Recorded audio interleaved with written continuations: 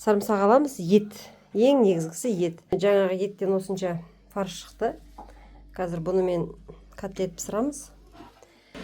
Сарымсағы көбірек болса, сочный болады. Сочный дәмді. Және де бізде мына жерде нан бар, кішкене қатайын деген нан үйдегі. Қатын қыраған нандар дұрыс болады. Осы нанға 250 грамм сүт құйып қоямыз. Қазір бұл жібісін. Сосын бізге 2 жұмыртқа керек болады. Араластырған кезде 2 жұмыртқаны қосып араластыратын боламыз. Қазір нанымыз жібісін. Оғанға дейін сарымсақты өткіштен өткізіп аламыз. Немесе мясорубкамен тартып қойсақ та болады.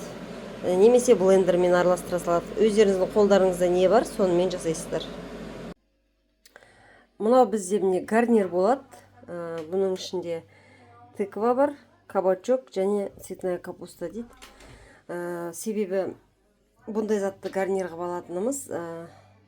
Енді қазір сахарный диабетке, правильное питаниеде жүрген адамдардың бәрі картошка жеуге болмайды, сахарды көтереді. Тағы да мучной жеуге болмайды, оннан жасалған тағамдар. Соған байланысты біз осындай гарнирға осындай нәрселерді ұсынамыз. Бұлар өзі суды бірінші тазалап, одан кейін жуып, қазір отқа қоямыз. Соны піскен соң алып суытып, не ыстықтай беруге болады. Жылы күйінде жейміз. Котлетке қосып. Осы гарнир. Және де бұған тұз салмаймыз. Тұз салуға да болады. Өздеріңіздің дәмдеріңізге қарай мен тұз салмаймын. Себебі котлетте тұз болады, ал гарнирда бұл өзі кішкене тәттірек дәмі бар. Сондай жақсы гарнир болады. Сондықтан тұздың қажеттілігі жоқ деп ойлаймын. Міне, өздеріңіз көріп тұрғандай, жаңағы сарымсақты нанмен бірге тартып алдым. Себебі нанның қырт салынған жоқ болатын. Қатты нан қырт салынбағандықтан жұмсақ болсын деп тартып тастадым.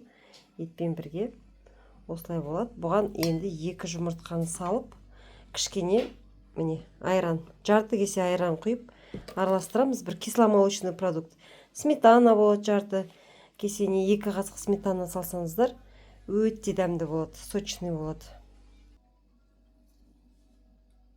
Міне өздеріңіз дәміне қарай бұрышын, тұзын, паприка, сосын жаңа айранды құйып 2 жұмыртқамен араластырасыздар.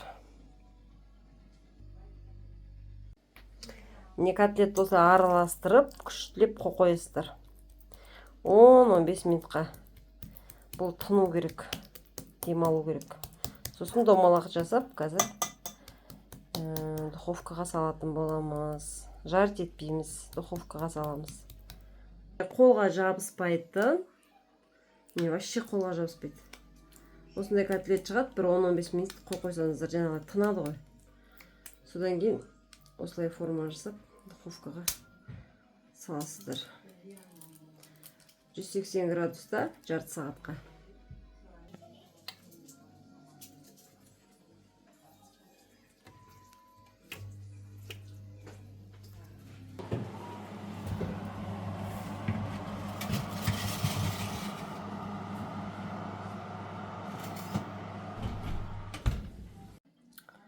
Не осындай әдемі котлет шығып тұр.